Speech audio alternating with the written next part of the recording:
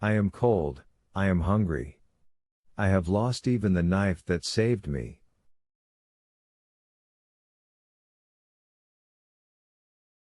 Oh my God, I have suffered enough surely. Have pity on me, and do for me what I am unable to do for myself. As Dante's, his eyes turned in the direction of the Chateau d'If, uttered this prayer, he saw off the farther point of the island of Pemeg a small vessel with lateen sail skimming the sea like a gull in search of prey, and with his sailor's eye he knew it to be a Genoese tartan.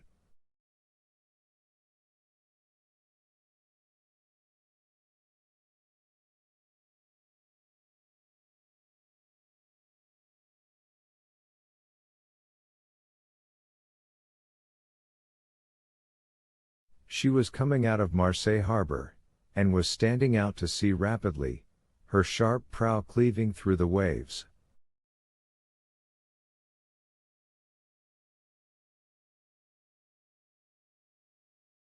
Oh, cried Edmund, to think that in half an hour I could join her, did I not fear being questioned, detected, and conveyed back to Marseille.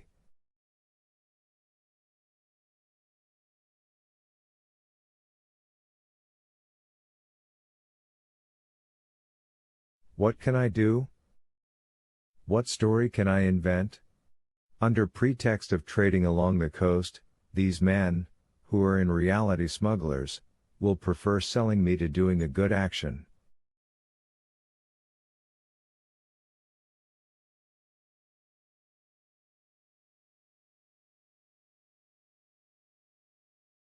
I must wait. But I cannot, I am starving. In a few hours my strength will be utterly exhausted, besides, perhaps I have not been missed at the fortress. I can pass as one of the sailors wrecked last night. My story will be accepted, for there is no one left to contradict me.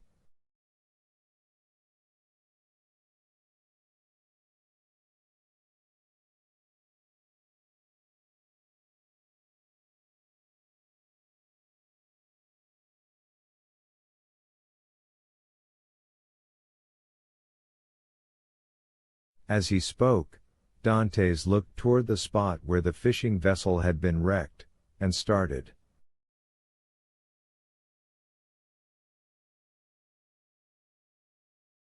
The red cap of one of the sailors hung to a point of the rock, and some timbers that had formed part of the vessel's keel floated at the foot of the crag.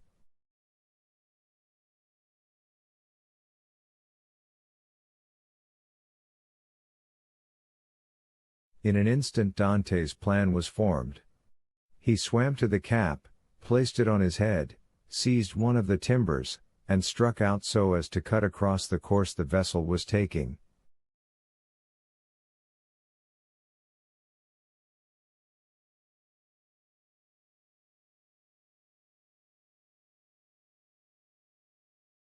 I am saved, murmured he. And this conviction restored his strength. He soon saw that the vessel, with the wind dead ahead, was tacking between the Chateau d'If and the Tower of Planier.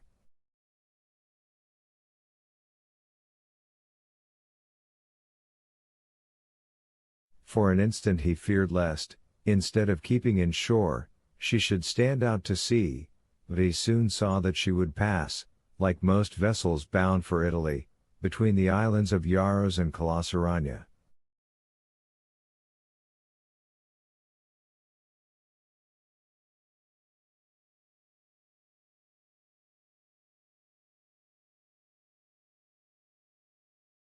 However, the vessel and the swimmer insensibly neared one another, and in one of its tacks the tartan bore down within a quarter of a mile of him.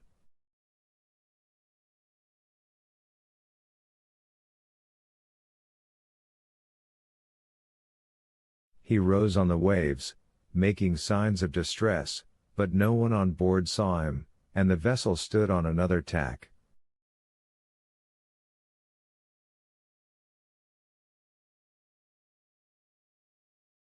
Dantes would have shouted, but he knew that the wind would drown his voice. It was then he rejoiced at his precaution in taking the timber, for without it he would have been unable, perhaps, to reach the vessel, certainly to return to shore, should he be unsuccessful in attracting attention.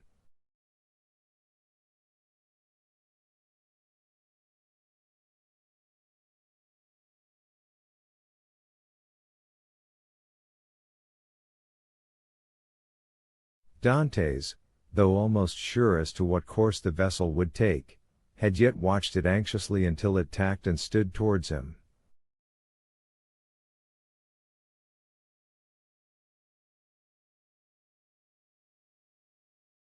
Then he advanced, but before they could meet, the vessel again changed her course.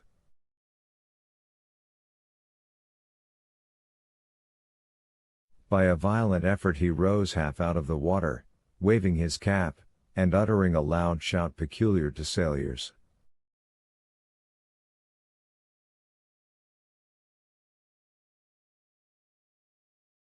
This time he was both seen and heard, and the tartan instantly steered towards him. At the same time, he saw they were about to lower the boat.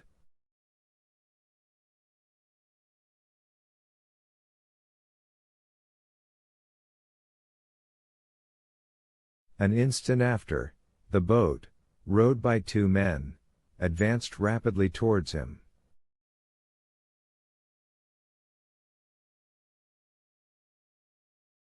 Dantes let go of the timber, which he now thought to be useless, and swam vigorously to meet them.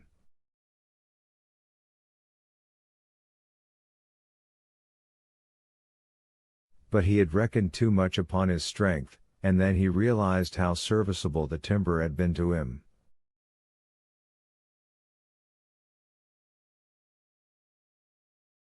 His arms became stiff, his legs lost their flexibility, and he was almost breathless.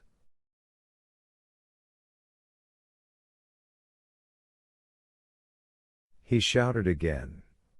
The two sailors redoubled their efforts, and one of them cried in Italian,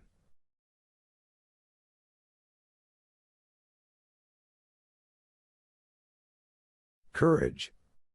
The word reached his ear as a wave which he no longer had the strength to surmount passed over his head.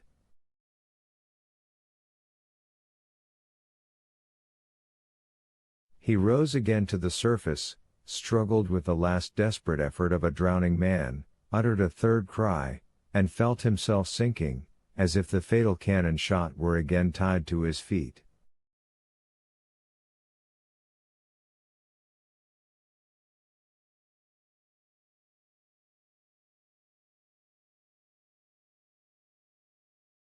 The water passed over his head, and the sky turned gray.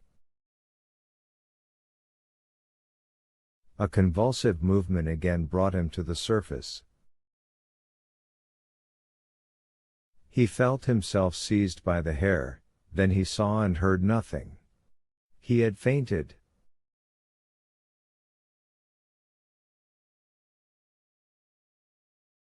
When he opened his eyes, Dantes found himself on the deck of the tartan. His first care was to see what course they were taking. They were rapidly leaving the Château d'If behind.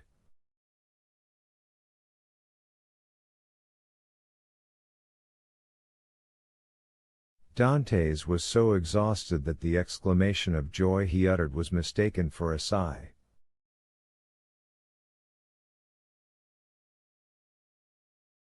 As we have said, he was lying on the deck.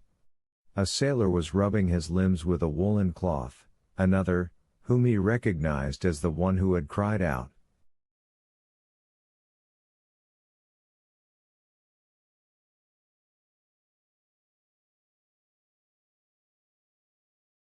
"Courage!"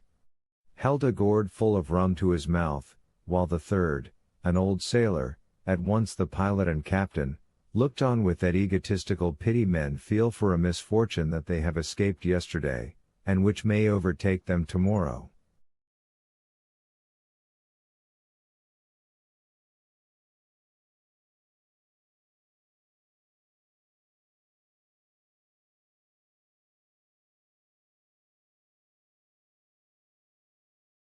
A few drops of the rum restored suspended animation, while the friction of his limbs restored their elasticity.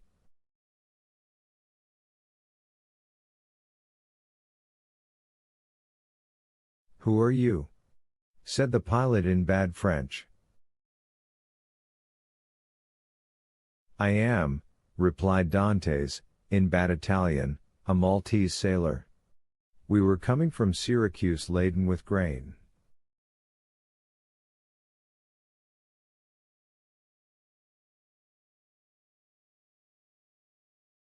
"The storm of last night overtook us at Cape Morgian, and we were wrecked on these rocks."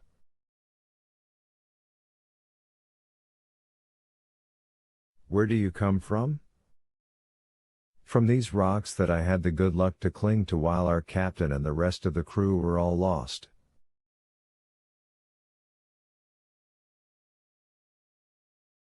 "I saw your vessel, and fearful of being left to perish on the desolate island, I swam off on a piece of wreckage to try and intercept your course."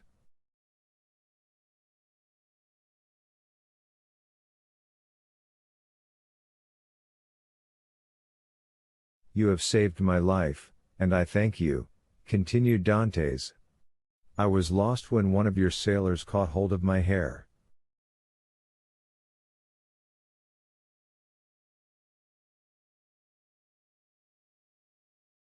"It was I," said a sailor of a frank and manly appearance, "and it was time, for you were sinking."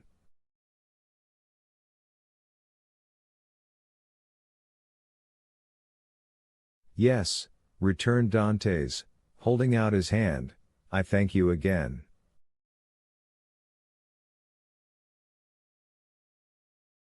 "I almost hesitated, though," replied the sailor, "you looked more like a brigand than an honest man, with your beard 6 inches, and your hair a foot long."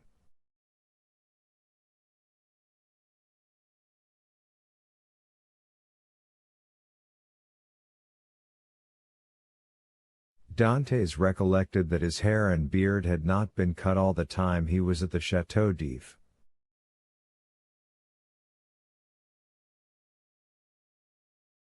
"Yes," said he, "I made a vow, to Our Lady of the Grotto not to cut my hair or beard for 10 years if I were saved in a moment of danger, but today the vow expires."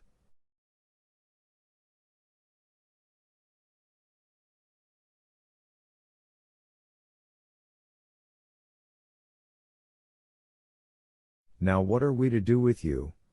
said the captain.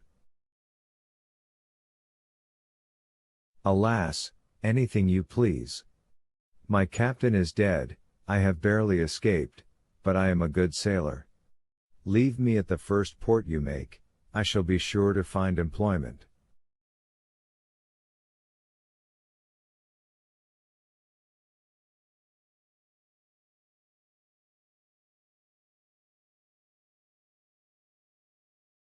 "Do you know the Mediterranean?" "I have sailed over it since my childhood."